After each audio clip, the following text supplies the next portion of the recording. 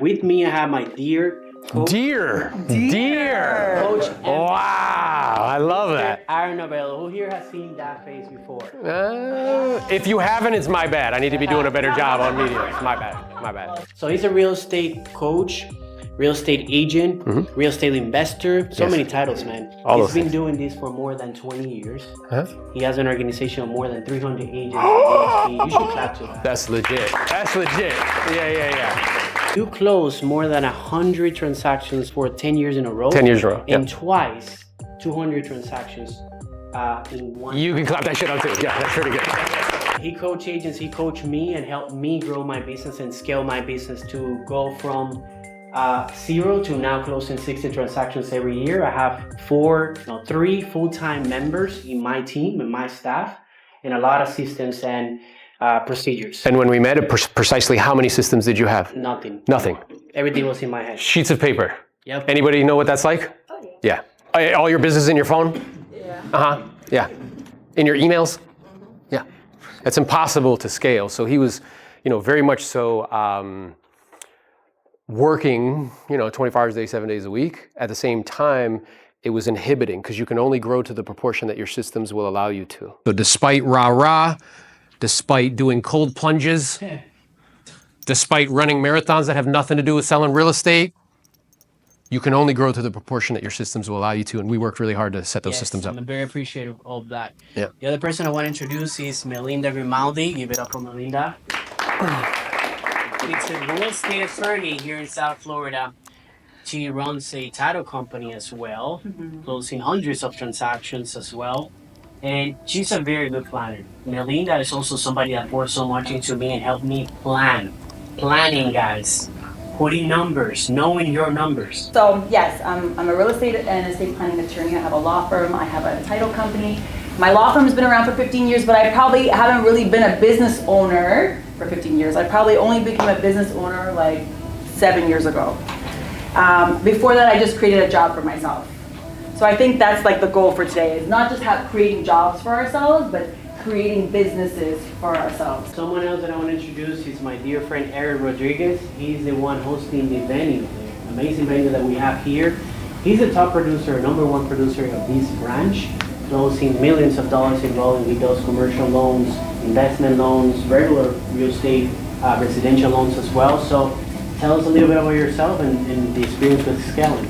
My turning point was COVID, right? When the refi and everything was super low in rates, and I outworked myself like crazy. I was doing everything myself, processing a lot of loans myself, thinking that I was the only one that could handle all that business, and I burned myself completely out. Yeah, you make a lot of money, but you have no life. So I had to learn how to kind of let off the gas and give some work to other people. Good question. When you hear the word scaling, what comes to mind? Scaling. We got hand motions. Do that again. There you go. That comes to his mind. There you go. Automating. Ooh, I like that one. We're getting fancier with the words. What else? Yes. Dear Coach, do you mind sharing? I gotta get a shirt that says "Dear Coach." This is dope. I'm gonna make you that shirt. God damn, I'm getting all this love right now. This is fantastic. Can you share with us? Yeah. So in your experience, Yeah. you coach hundreds, if not thousands of agents. What are those elements that stop and prevent agents from scaling their business? yeah, there's 5 that I call like assassins, right? Because scaling to me really is progress. It's success is the progressive realization of a worthwhile goal and objective. Needs to be worthwhile. Repeat that. Success is the progressive realization of a worthwhile goal and objective. So like becoming a great drug dealer is not a worthwhile goal and objective. Selling a lot of real estate is, and it's legal. I can sell all I want, right? So it's really about progress, and I believe that business is not a physical, material experience. I think it's a spiritual one. Like as you grow more, you can give more. But there are these intangible things. So we spend a lot of our time. How many people watch YouTube on a regular basis? Yeah, always trying to gather information, right? Yeah. How good does that information do you? How many people know what it takes to lose weight? Show of hands. Yeah, eat less, work out more, correct? How good does that information do most people? How many people know what it takes to get rich, build wealth? Make more money, spend less, invest the difference. Do you need a PhD for that? How good does that information do you? Most of this, it's not like the practical like how-to. It's the intangible, internal things that are going on. The tendencies you have. Tendencies and beliefs and emotions. So beliefs are just opinions that you've developed loyalty to over time. So there's 5 assassins that get in the way of scaling. Okay? And part of the reason is because 65% of us grow up in families that live paycheck to paycheck. I did. I do. So do you know what you hear all the time? Money doesn't grow on trees. Oh my God, you guys went to the same school as I did. Ready for the next one? Eat all the food on your plate. Oh my God. And if you want to do something right, you need to do it yourself, which is horseshit. How many successful businesses do you know that have 0 employees? None. The people who gave you that advice were employees. Do you understand what I'm saying to you? That's programming. It's very difficult to unwind that internally. It's more psychological than it is practical. So there's 5 things psychologically that get in your way. The first one is the staller. How many of you guys ever had a big decision that you knew you need to make and you procrastinated making it? Everybody should be raising their damn hand. That is the staller. You get an invoice, you don't pay it. Because maybe things will change. I don't know. I don't know if I'm going to go on that trip. I don't know if I'm going to take that little thing. I don't know if I'm going to... Look, it's happened to you, right? Okay. You probably have a couple ones that you sold, you know. Right. The staller. You want to have a conversation with us about EXP and you stall. You see what I'm saying? Like it's stalling. There's a decision that needs to be made. But what's underneath the staller? What's underneath it? Fear. Afraid of what? Failure. Fear? I'm afraid of what people will think of me and I'm afraid I'm going to make the wrong decision. Do you know what you were taught in school? When you mess up, what happens when you messed up in school? You got in trouble. Like this, right? And you were taught that collaborating with others is called what? Cheating. Not collaborating as adults is stupid. You understand? So the first one is the staller. Okay? The second one is the speed demon. Speed demon. Yes. Oh, I got to do this thing. I'm going to do this. Oh, my cousin needs a job. I'm going to hire my cousin. You make a real fast decision. And how does that usually work out? Shitty. And then you never take the time. Pain plus reflection equals progress. You never take the time to do what? Reflect. Reflect on what did I do wrong. So then do you know what you do? Repeat the same problem over and over. Look how many heads are nodding. Okay? So that's the next one. The third one is the supervisor. If you ever get yourself to a point where you're willing to pay somebody to do something for you, do you know what you do? You hover over them and end up taking it back from them and doing it for them. Oh, there's another head nodding. Do you know why you do that? Control, and you don't trust people. Notice, are any of these have to do with the practical world? Nope, not the physical world. It's all internal, right? Yep. The fourth one is the saver. I'm saving a little nest egg. Oh, I can't take that course. It's $1,000. That's a lot of money. I'm saving. Oh, I can't hire that person. It's too much money. Guys, the real currency is knowledge. It's not this. My family of origin lived paycheck to paycheck and was on food stamps multiple times. I am a multi-millionaire. How is that possible? Do you think I learned that in college? No, emphatically no. Okay?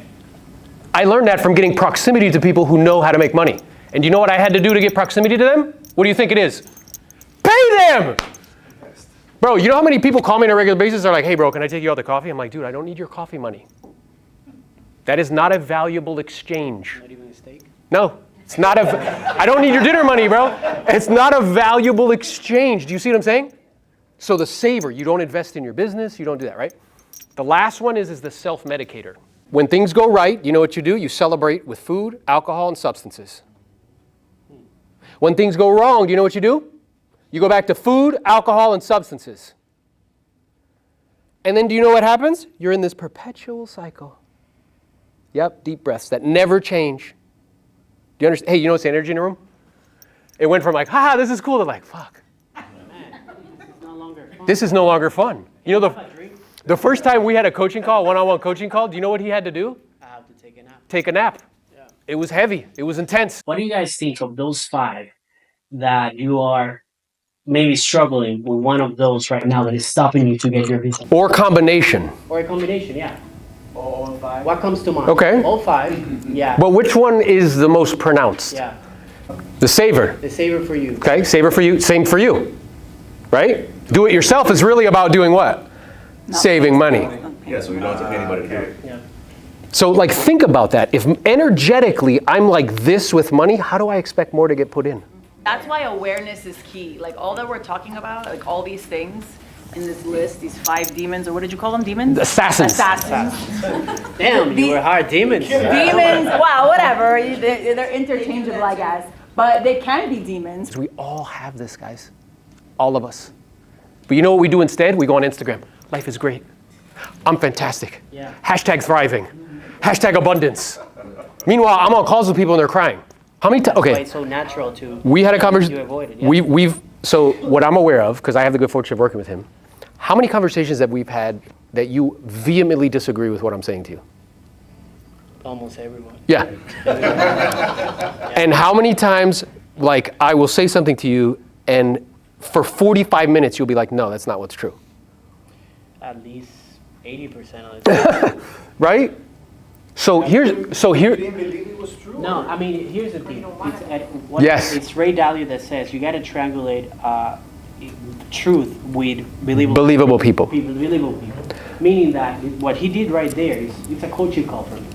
He's like tackling exactly and deeply what it's going to and going into the conversation there, right? Sometimes we just push ourselves because again, it's like years and years just lying to ourselves that it's not fear, that it's not failure, right? But internally, that's what it is. That's what it is. We're fearful of something. These things, they will resurface themselves at different times, and you might have some that you're more likely to go back to, right? But I've done I'm sure you as well, I've done a lot of personal coaching, I've done a lot of personal development. I pay people to do that to me on a weekly basis as well. And so, because I'm like, just tell me what it is. Like, here's what I think. I know I'm wrong, but like, tell me what it is. Because sometimes if we wait too long to reflect on ourselves, we bullshit ourselves. Our ego is trying to keep us safe from that feeling. And the people that are around us, meaning well, it happened here. As we started to get into it, everybody else felt uncomfortable for you, so they started to try to talk to take it away from you. Yeah. You know what your people that love you do? Oh, papi, you're good just the way you are. And do you know how much that helps you? Fucking zero. Nothing. So here's the question, whether it's me or anybody else. Until now, how many people do you have in your life that you give permission to do that? To do what? Call you Confront out. you. Oh, a few. Who? I've surrounded myself with mentors, with Claro, but how often do you speak to them? daily. Okay, and do they do this with you? Yeah. Okay, then good. Then keep doing that. No, I'm telling you. Then good. But that's what she's referring to. And it comes to with time, it gets to a place that you get comfortable with it because you know that something. The same way that he says that how many times I get uncomfortable. Some calls would jump in and I'm like, okay, it was good, but I didn't feel that discomfort. And it's like you look forward to that discomfort because after that discomfort, you know that something is going to happen. You're going to have some sort of quantum lead, you have a realization of something that you're not doing right or something that you can do better. So for me, just to give you the backstory of what happened in my business and how Aaron helped me scale, because again, it's like you got to start with what we just did right here. It was more about mindset, if you think about it. I was going to say. We haven't get into the details on what specifically, tactically, you can do in your business to scale. Yes or no? Because truthfully, those don't matter as much Yeah. as this. Exactly. You got to start with these, and then you got to start implementing the tactical one. So for me, in the first call, like he said, it was before Aaron. I don't remember having somebody. I've had mentors too, but not having conversations like that. It was so uncomfortable that it was draining for me. So draining that I literally had to take a nap after the call. But you didn't sleep. They put me to sleep. So because the first conversation, and I was doing I was doing like 50 transactions as a solo agent. I didn't have any systems. I didn't even have a transaction coordinator, guys. I was doing everything myself. You raise your hand. Is that you? Is that what you're saying? Yeah. So imagine doing, 50 deals in a year like that. In 2020, I did 48. In 2021, I did 50. That's when I realized, like, I'm not growing here. And you guys remember that those were good years, right? Yeah. So only 2 transactions different. So I was missing, the scaling part. I started coaching with Aaron, and then the first call was like, okay, what are your systems? I have none. How's your CRM? I don't know, it's there. It's my phone. It's my phone. So where do you keep track of the transactions? I don't know, in my head. So we start putting systems together, tools, actual tools. I hired staff. Now I have 3 people. Wait. But when he says he hired staff, that seems like it's a very smooth hiring staff. That is not what happened. Okay? What happened is for him, his assassin was the saver. Yeah. Which makes sense because One of them. his past experience as a younger person, growing up in the Dominican Republic. Yep. So if you don't have a lot of resources, you don't think that affects your way you think? 100%. So I had to get him to deal with that, right? Then he hired someone. But do you think he hired them full time? Why? Yes. So we're on a call afterwards. He hired him part-time. He's like, yeah, bro, I find myself getting back into deals. I was like, why? He's like, well, my guy's part-time. I'm like, what the hell did you say to me? Yeah. He's like, yeah, it's part-time. I'm like, what? What do you mean part-time? He's like, well, I'm like, no, hire him full-time right now. Call him right now and tell him we're going to be full-time. How do you think that conversation was? Yeah, you think he was like, yay? No, he was sweating bullets, man, all uncomfortable in his seat and stuff. So do you see what I'm saying? Like what Brian's saying, what we're all saying. You guys are used to coming to these types of things and they're like, oh, I'm so cool and I'm so awesome and look at me and like, here's the tactics. And how good does that do you, truthfully? Very little, okay? Instead, our goal and objective here is that you will walk away and be like, damn, which one is it? My hope and wish and prayer for you is that you go home and you write out, what am I actually afraid of? Because you're afraid of something, otherwise you'd be doing it. Whether it's approval, whether it's somebody else thinking you look stupid, whether it's I'm gonna fail in front of everybody, it's something. And getting really clear on what that is. Does that make sense? That will help you much more than me telling you like the tactical skills of like, okay, hire somebody. A lot of you guys are just worried about doing deals, no? Yeah, you're like, yeah, where's my next fucking deal gonna come from? That's cool, that's what I wanna talk, right? So the question is for people here, who here has a checklist that is not in their head, not on a piece of paper, but in a digital form for listing property? How fascinating is that? I want you guys to write something down. If memory is not a system, okay? And I want you to also think about this. Thousandaires think, what do I have to do? Do you know what millionaires think? What system do I need to build? So somebody. Do you understand? So the problem is that if listing property is all in your head, you know what that means? You know what that tells me? Every time you take a listing, you're the listing coordinator. You're the one that's coordinating everything. You're the one that's doing everything. And you're calling that work. That is not work. Busy work. That is clerical. That is income servicing activity, not income producing. Highest and best use. Okay, so let me ask you this. When you go into a doctor's office, does the doctor greet you at the door? No. Who does? What's the first question they ask you? Do you have an appointment? What's the second question they ask you? What's your name? How are you going to pay for this shit?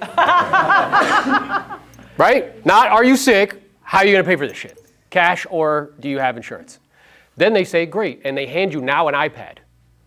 What's on the iPad? Questions. What are they doing? Intake. Pre-qualifying. Where does it hurt? How long has it hurt? Have you have a history of it hurting? Have you traveled outside of the country? Have you changed medications? Whatever, right? Then they say, great, the doctor will be with you in a minute, which is a lie. You wait for 25, 30 minutes, and then do you get greeted by the doctor? No. Who are you greeted by? The physician's assistant or the nurse practitioner. Then what do? They bring you in a room, you pee in a cup, they bang on your knee, they say, what are you in for? They scribble on a little iPad. They say, the doctor will be in with you in a minute, and that is also a lie. You wait for another 25 minutes, what does the doctor do? He or she blows in, grabs the chart, grabs the iPad, says, oh, you're here for this? You know what they do? They go like this, that's a bill. They touch you here, that's a bill. You go, that's a bill. They touch your abdomen, that's a bill. They write you a script, that's a bill. And they say, hey, I want to see you back in 2 weeks, have a nice day. And they leave. They're there for 10 to 15 minutes. I have a question. 10 to 15 minutes, right? I need you to understand something. They do that 20 times a day. Both of my in-laws are retired physicians, okay? Those 10 minutes, 20 times a day, pays for the rent, pays for all the staff, pays for all the bookkeeping, and there's a profit. Guys, every business has a value chain. Every single one. Do you know why we as agents don't recognize that? Because our barrier to entry is we need to get a 75 on a test, which is 5 points above a D. Have $1,000 and not be a felon. That's the criteria. So that's why we have a hard time understanding value chains. We don't think like business people, we think like salespeople. I just want to deal, make commissions. So if that's what's true, think about this. What would be the value chain for an agent? What's the highest activity for an agent where they make all the money? Prospecting. What else? Going on appointments. Going on appointments? What else? Negotiating deals. Negotiating deals? What else? Lead follow-up. Guys, PLAN, prospect, lead follow-up, go on appointments, negotiate deals. That's the only thing you get paid to do. Everything else is what? Clerical work. So you run around one deal, individual, singular. You post about it the whole time. You do all the fucking clerical work. Then at her office, you hold up, yay, we're so happy. And then you have no more deals left. You see that every day. That's right. Do you understand what I'm saying? It's a value chain. You should have a system. Okay, you should have a checklist for listing property and a checklist for pendings that you can hand to a transaction coordinator and they go right down the list and do it. I was gonna get there on all the exact details of the process and how to scale, right? Because I went through the process later in the last couple of years with your help. But I wanted to ask you, if I were to ask you, Why do you want to scale? Why is the need of scale? What would you say? So you can get more money. So you can get more money. I love it, team, so you can get more money, team. Why? Let's go. so what? Because you want to grow, no? You gotta want to have more business To do what? to have a better life. What you want has to hurt more than staying the same. Yes. And so for you, you mentioned you want to watch your daughter grow up. Because if you miss it, that's going to hurt more than staying the same. Right? You're working all day, you're going to miss your kid growing up. You won't spend time with them, and then it's too late. Working all day, like for me, for me, it's freedom. But freedom to do what? To do whatever I want, but to be there with my family, right? To be there with my loved ones. Because we don't work just to work. If I were to ask you, can you find a job in the next day, tomorrow, in the next week, that pays you how much you make in real estate last year? No, not really. I only hear a couple of you. I'm gonna ask you. Can you? They're like, I don't know, it's been a little rough, you know what I mean? I Has only been heard rough, no's from a couple of you. Can you find a job tomorrow or in the next week that can pay you exactly or more With your current level of education. Right. I was gonna say no of one's gonna of what you made last year in real estate? ¿Verdad? If the answer is yes, like why then are you doing real estate? Because you don't want to be told what to do? Exactly. One is Be your usually is one is you Which is want to be your horseshit. own boss, right? You don't want to be told what to do. The other one is time freedom. You mentioned, right? That's a big deal. But you don't get any of those unless you scale your business. Because if not, you're gonna find yourself, like I know a lot of agents, doing the same volume, the same transactions, the same income every year. Guys, the average age in the United States makes $72,000 a year. A manager at Taco Bell makes 70. Yeah. That's a fact, So right? So you have to like you have to ask yourself, what exactly am I doing and why? I'm going to the specifics. Yeah. Who Peace. here has a transaction coordinator? No, okay. Transaction coordinator. Meaning you give them the transaction, you pay like a certain amount of money. Yeah, good. So Good. we have two people in the room. My question Three. to the other people, why don't you have a transaction coordinator? Which one of the assassins caused you not to have it? Saving. Saving. Oh gosh, $395 is so much money. So that's the first step. And guys, you don't have to have a full-time staff. Look, she's laughing. She's like, damn, that's me, bro. You got a camera in my shit? Like, how do you know that? You can outsource that service. And you know that you can charge that to your clients. Do you know that? Yeah. So why don't Do you have not a do it? transaction coordinator? It's normal. Since when do mortgage brokers not have a processing fee? Same thing. Yep. Same thing. So regardless, the things that came to mind Yeah. when I didn't have one, and I knew that I had to have at least a transaction coordinator. It's like, oh, I can do it myself. You know, I have the time. Because which one of the assassins were for him? Saver. David. Because he heard, remember, if you grow up in an environment, you don't have a lot of resources, money doesn't grow on, which is horseshit because it's paper. Yep. So that's the first step, guys. Everyone here, regardless of how many transactions you've done, you should have a transaction coordinator. Period. If you don't know any transactions, come see me after. I can refer you a good one. I did have one that sucked. You had one? Yeah. Yeah. Okay, so then here's what happens. Like, okay, let me ask you a question. It's like when people say, I had an agent and they were terrible. Well, if you put your hand in a bag of apples and you pulled out one with a worm, and you're like, that's it, I'm never gonna eat an apple again. Yeah. Or I could keep reaching in the bag until I find a good one, right? The second question will be, and correct me if I'm wrong, the very first thing that you need to leverage is listings. Who here is inputting their own listings on the MLS? You are putting them in yourself. You're putting your own listings. Yeah, raise your hand. Yep, raise them. Yeah, majority of it. Look, you see, this is fantastic. You're like, So that's just raise it loud and proud, bro. Yep, that's me. I'm a high-paid assistant. Raise your hand. You know what I love when agents are like, well, you know, I'm just fantastic at descriptions. I'm like, you're an idiot. yeah. Oh, it only takes me 20 minutes. You think that like actually sells the property? You're like, oh, it's luxury. Like, stop it. It's dumb. And that service you can outsource too. You can pay somebody a flat fee and they can input the information for you. But what would get in the way? Which one of the assassins? Yes. Who here answers their calls from the MLS? Has their phone number on the MLS and answers. Oh, yeah. You get all of those. Well, how old is the roof? Like, I have no idea, bro. Right? So why is that? Why do you do that? Does a doctor, when you call the office, does the doctor pick up the phone? What's your name? Margarita. Margarita. They're like, hey, Margarita, how are you? Is that what happens? No. Who picks up the phone? The secretary. Oh, interesting. So yeah, that would be the next step of scaling. Having somebody that answers the phones for you, and you can outsource that.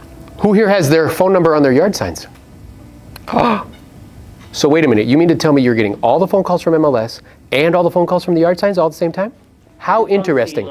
Does that become a little bit distracting during the day? Of course, pero you want to be in control. Who here has an assistant? There you go. Oh, just people making all the money, I see.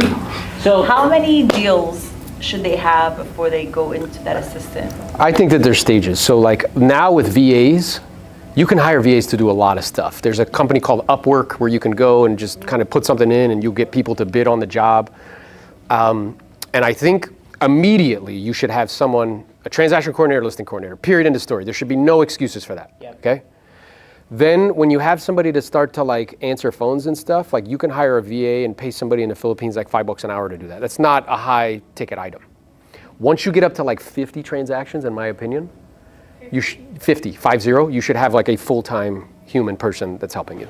And then the next leap is at 100, and with 2 assistants, you could probably do like 150, 200. and You think it's bad if you have, sorry to interrupt, you think it's bad if you have someone like in the Philippines answering the phone for you? Well, Like, they think it's a call center, like they're calling T-Mobile. I mean, they're really good, bro. And they're, you know what's crazy? Because I've hired, bro, they're super fucking educated. They have like master's degrees and shit. Yeah. Like, and we here in America, we're like, I don't want to do that job. Like, these people are super educated, they're super smart, super hungry. They've taken like language, like accent kind of minimization courses and stuff. Like, they're And you know, They're solid. It's funny. Like we sometimes want to make it more complicated than what it is. So here is an immigrant. So you can get a lot of people from your country, Yeah. region, like they speak your language. You know the culture. You know how much you can pay them. My full staff is in the Dominican Republic, where I'm from. So if you don't have somebody, you can ask literally the person next to you, and they can probably get you somebody from their country. Yeah, and all of my staff, when I was selling real estate in high volume, they were all remote.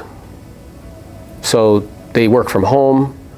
I didn't see my assistant. I would have like a year go by and never actually see her like physically, even though she lived like 10 minutes away from me. I never would see the transaction coordinator until the Christmas party. Because let me ask you guys a question. From 2020 to 2021, did any of you guys go to the office? I'm sorry, what? No. Let me ask you a question. Did it matter? No. Are you sure? Are you positive? Okay, I'm just checking. This whole horse shit that like we have to like be physically, we don't live in that world anymore, guys. People can be anywhere. You can hire anyone from anywhere. Now, Did you want to say something? Sorry. So you are your assistants, like I mean, you're trusting them or you have to talk to. On what level do you? Yeah, well, here's what go ahead. What I was gonna say is when hiring, whether it's VAs or people here or people there, it doesn't matter. You gotta treat them as an employee, and to have an employee, you must be able to train them. You must have the resources for them. You must be checking in on them. They are a representation of you, your firm, your brand, your whatever, right? So I have people in California, I have people in Florida, I have people in Ecuador, in Venezuela, I have people in the Philippines. I have a nice, well-rounded team, and depending on what it is, that's where they are, and you know, for what I need. The point of me telling you that is they're all treated the same. They all have 3 weeks of onboarding where they're not touching a phone call, they're practicing, they are doing dummy like files or dummy emails or dummy conversations. We test them to make sure they're ready to go live. Exactly. And what I would suggest to you is like if you're going to have them answer the phone, write a script. Oh, yes. People they pick up the phone. It's a great day in the Novello group. How can I help you? Is Aaron there? He's actually on an appointment right now. Can I help you with something? Yeah, I want to see this property off 1565 Banana Street. Awesome. Have you already been pre-approved? You know what I'm saying? Like tell them what to say. And then you know what they do? They fill out a Google form with all the answers. And then they fucking text it to you. And then you're like, oh, this is what the deal is. And then you can handle it when it's appropriate. Does that make sense? So the real issue is, and that's a really good point, is like, it's not just hiring a human. You need to create a system and scripts for the human to follow. For them to thrive in their position. And what most agents do is they just abdicate the responsibility. Yeah. They're just like, oh, I'm super busy. Like, you take this shit. Boop. So that is the next step, right? We said that we have all these things that you can outsource through a flat fee to somebody else. There's companies that they do that. But if you get to a point that you're producing enough, that's the next step. You hire a VA. It doesn't have to be here, guys. A VA, it's anywhere between $700 to $1,000 per month, right? Hey, and I remember the conversation with him. He's like, I don't know, bro. It's a lot of money. I'm like, stop it. Knock it off. the next step is building SOPs. You hire the person. Wait, explain what an SOP is, because I didn't know what that is. SOP is a standard operations procedure. Standard operation procedures, which is basically manuals and instructions on how to do each one of the things that... And you know what's really cool? We have this amazing technology, YouTube. You can do a standard operating procedure and then shoot a video explaining it to somebody. And then they can just do what? Watch it. What do you do when you try to figure something out? You go to YouTube and you want to watch it, correct? So you create a system, shoot Loom videos. That's a program that will allow you to do it. BombBomb has a screen. Zoom, record your screen, upload Yeah. to the cloud. Yeah. And just show them. So look, you remember, I'm sorry, your name over here? Si, senor. Sonia. So you were like, yeah, I input all listings. So what you could do is the next listing you input, do a screen record showing yourself doing it. You understand? Then take AI and transcribe you talking over it while you're showing them what to do. Yeah. Then you hire a VA and be like, do that. So I remember when I started building the SOPs with Aaron, I literally took like a Saturday morning, and with my brother that I had decided that he Part-time. decided to hire Yes. part-time, that then came on board full-time. Myself, him, and my wife would literally sit down, and I had to lay down and close my eyes and walk them through the process from start to finish when I worked with buyers and sellers. Literally, it's like my wife was asking me, like, she helped me build the SOPs. Okay, so what do you do once you get the call? I get the call, I pre-call the buyer. I had to do it with my eyes closed because everything was in my mind. If you don't have any staff, if you don't have any systems, you're doing everything yourself. Everything is here. But once you start putting down everything in paper is when you realize the amount of details that we agents deal on a daily basis. You can delegate freely because I trust the system, I don't trust the Exactly. people. And that goes back to the demon Yeah, of of supervising. The So, supervising. so think about this. Exactly. Can we all agree that McDonald's does not make the best burger, right? Okay. I love McDonald's. Okay. Well, that's you, bro. You got to get out more, dude. But here's what's interesting. Their system is so good they can hire people and pay them $7 an hour, and it tastes the same every single time. If you watch their system, they have to go to like school where it's like, yo, cook the burger at this heat for specifically this amount of time in this oil. As soon as you take it out, put the buns, warm them up at this temperature for this length of time, for this many seconds. Then use this amount of ketchup, this many pickles, this many, like it is systematized. So you go anywhere in the country, it's gonna taste the same. Right, so that's what's happening here. You're just doing it in this business. Any questions so far? Oh, one great tool we have now to build these things is ChatGPT. Yes. Use it to start, and then you fine tune. It's amazing what that thing could do for you. So say, I want to build a system. I'm a real estate agent. I want to build a system for da da da da, or a template this for da da da da, and then you just say, and you give it all this information. Put what you have, just dump on it, and then it creates something for you that you can just fine tune it, and you save like 30 minutes, 40 minutes, And then, maybe more. and then the next level is how many people here have a CRM that they use regularly? How interesting. I thought we were all agents here. Isn't that interesting? Uh-huh. I used to be super anti-CRM. Yeah. They're great. Yeah, you guys are all paper? Is that what you're doing? Yeah, you going to appointments on a horse? You using like an abacus for the net sheet? Like, what are we doing, guys? This is like 2024, bro. Like, what are you doing? So if you have a CRM like Follow Up Boss, which is what we use, you can create these SOPs, but then it's triggered when it's a workflow. So in other words, like when somebody goes from a potential listing to an active listing, that SOP that you created automatically pops up as a task list, and the listing coordinator goes down and checks all the boxes. So, and you, as little Miss Margarita, can go and say, what are you doing? You don't have to call anybody. You don't have to ask anybody. You can watch it as it's happening. Does that make sense to you? You do the same thing with pendings. So when it goes from active listing to a pending listing, bam, checklist pops up. Somebody goes right down the checklist and just follows it. It's boring, but it's worth it.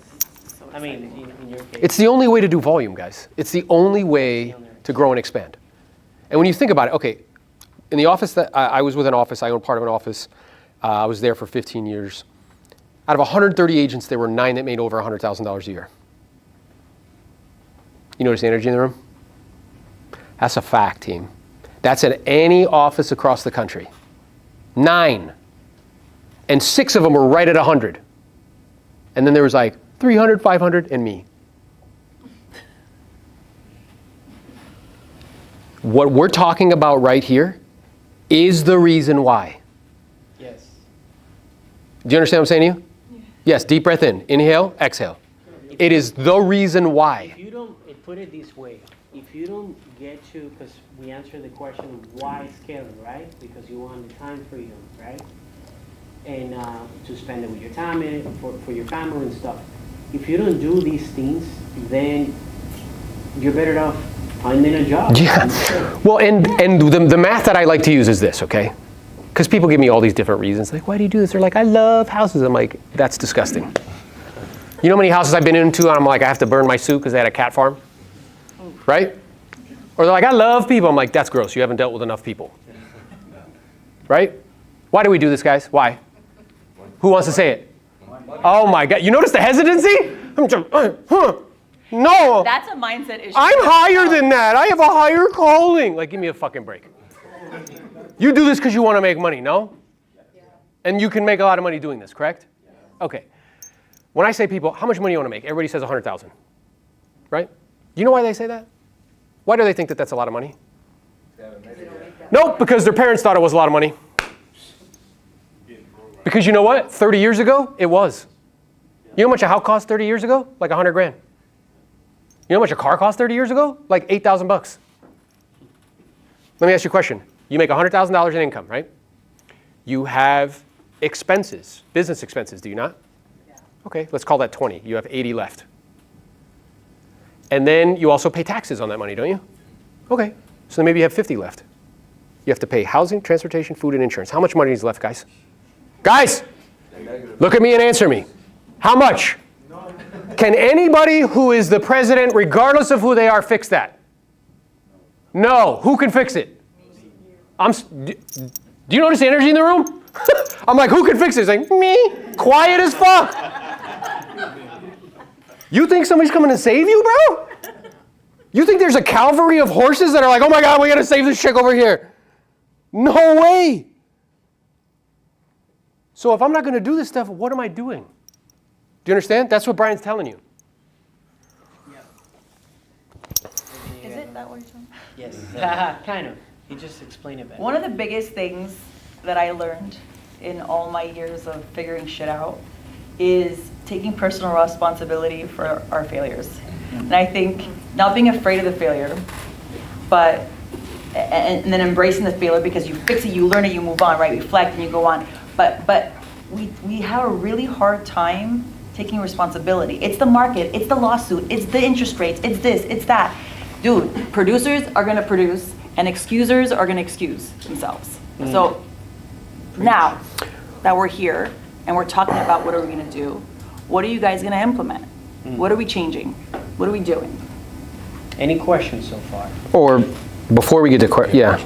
Like, okay, what would be something you would implement? Let's stay with that for a second. From this talk. I like when I call a company and they respond fast. I get a text, I get a confirmation, I get an email, I get the follow-up. And How does that make you feel? it makes me feel like I need to implement those same things. Well, no, I'm saying when you're on the receiving end, how does that feel? It makes me feel special. It makes me feel like I'm valued. How interesting. And that's a good feeling, no? Yes. Yes. Because we are actually feeling beings that think. We are not thinking beings that feel. That think. We are not thinking beings that feel. So that makes you feel good, right? So being that that's the case, you're saying to yourself, okay, I need to hire someone so I can implement that. Or implement some sort of technology that will allow me to do that. Correct. Good for you. What else is something that somebody would implement from what we talked about today? I think having a VA or getting help, finally Great. trusting people, that's kind of hard. Okay, so when are you going to reach out to a VA? As soon as I get out of it. Okay, and what happens if you don't? I'm going to continue doing the same thing that I'm doing right now. I know that, but is there somebody in your life that you actually care what they think? Yeah. Can you tell those people that you're going to hire a VA? Yeah. Okay, and then report back to them when you do it? Okay, good. Who else? That's kind of me. I have two things. So I recently got a listing, and Yeah, you got a listing. Let's go. I'm kind of like, no, I want to be there overlooking everything, but I realized that a transaction coordinator would have saved me so much time. Sure. And same thing with, I like the idea of having somebody input into the MLS, because Yeah. for whatever reason, whenever I'm inputting a listing, it should take me 15 minutes, but I end up zoning out and it takes me like 2.5 hours. Right. So that's another thing that I want to implement in my business. Love that. So then what needs to happen? Who do you need to call? What do you need to do? Do you need a referral for a transaction coordinator? So referral. Okay, so talk to Brian, and then who can you find to do? Actually, the person that Brian's going to refer you to, more likely than not, can also do the inputting of the listing. Yeah. A lot of the transaction coordinator companies, they charge you again a flat fee to input in the account. So then your actionable step is to get that referral from him, correct? Good. Who else? Actionable step. What are you going to do? Mira, Margarita, nothing? Por favor. Look, and also when you're building out like a workflow, right? Just while you're thinking about what you're gonna do. Brian took the whole Saturday morning to do it, but you don't have to do that. If you need to, just as you start your next lead, just follow what you're doing and document. Just dump it on a sheet, and then you can turn it into a system. Yeah. You know, Don't like take. What I don't want you guys to do, it's very important, is don't stop prospecting to build systems. Okay? Don't get stuck in the weeds and not do it. So you have to do a little bit at a time, carve out some time each day. Now you talked about planning. yeah. Or do it on the weekend. Do it on the weekends when you're usually realtors are Not me. not you, but most are. So find the time and carve it out in your day and commit to a certain amount of hours each week to work on this project or that project, whatever you. Yeah, like do it instead of watching Netflix. Exactly. What I've done before is I record myself going through the motions, and then I critique myself and see how I can get it better, how I would tell someone to do it better than I have. That's good. Yes, ma'am. So I've actually done this before in a previous business anyway, so you can record yourself talking the steps out loud and then go back to the video, do closed caption, and then actually either script it out. I love it. Google script. So I'm curious, so you've done this in a previous vocation. Did you ever think to do it here? I'm just getting started. Good. So then don't have bad habits. Start right now. Fresh. And look around. There's not a set instruction on how to build SOPs, right? Yeah, what's super cool is you come from a corporate environment, I imagine. So you know everything that we're saying is accurate. Yeah, Because I'm actually still having that. because that is what real businesses actually do, right? So, I mean, it's an incredible advantage that you have. Just do it from the beginning. And I know that some of you might think, well, I don't have enough in my plate to scale. Well, that's great. That means that you have the time to build the SOPs, to put the processes, to whenever the business comes, you have everything set up. Yes. So how do you go through the motions of hiring the photographer, making sure you know, contacting the photographers, inspectors? Yeah, so good. So Inspectors. do the same thing. So think about this. If your body is the hardware, your brain is the software. The problem is nobody has access to your software. How do you give people access to your software? Get it out of your head. So make a list of the vendors that you use. And on that list, you say from 2 to 500,000, we use this package and this photographer. From 500 to 1 million, we use this package and this photographer. You see what I'm saying? With the phone numbers or the website on how to book it. Then do a video showing somebody how to do it. Does that make sense? So walk through systematically what you do, put it on paper, preferably a Word document, not like in the physical world, because this isn't 1920. And then put a video next to it showing somebody what you're telling them. Does that make sense? Then you can hire the VA and be like, do that please. And it decreases the chances that they're gonna mess it up. Yeah. Make sense? And there are gonna be things obviously that you're gonna miss to tell them, they're gonna happen in the moment, and then just add it to, you're always gonna find yourself going back to the SOP and adding stuff, Oh, and yeah. changing stuff, you know, but you have to, that's throughout the process, you're gonna realize what needs to be on and off. You're talking about the plate.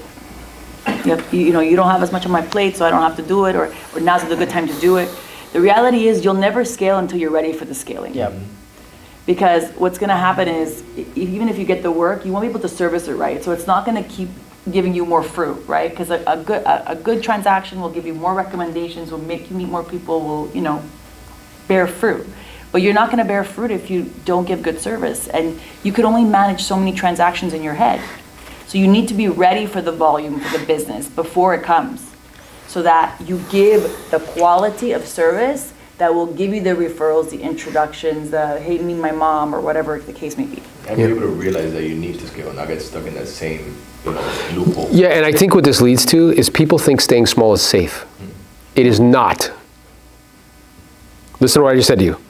People think that staying small is safe. It is not. Getting very big is very safe. Being very small is not safe. It feels safer because it's what you know. No, and you're in control, but it's not. Yeah. You're the one that's easily going to get stomped out very easily and quickly. Years like end of 2021, maybe it was 2022. I placed a phone call to my little sister. I have 2 siblings, right? And one that's 9